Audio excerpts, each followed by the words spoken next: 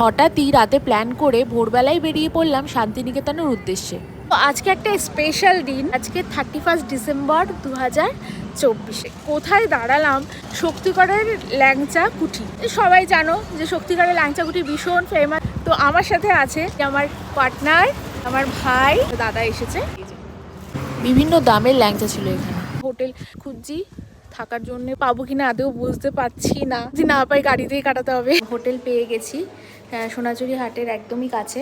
হোটেলের সামনেই দেখতে পেলাম একটা সুন্দর পুল।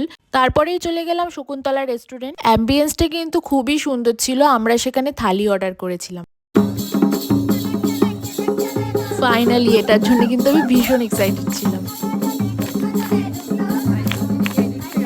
তবে সোনাঝুরি হাটের প্রত্যেক কিছুই বেশ রিজনেবল প্রাইসেই কিন্তু ছিল। কিছু কিছু জায়গায় একটু দাম বেশি বলছিল, যেহেতু আমরা পিক সিজনে গিয়েছিলাম।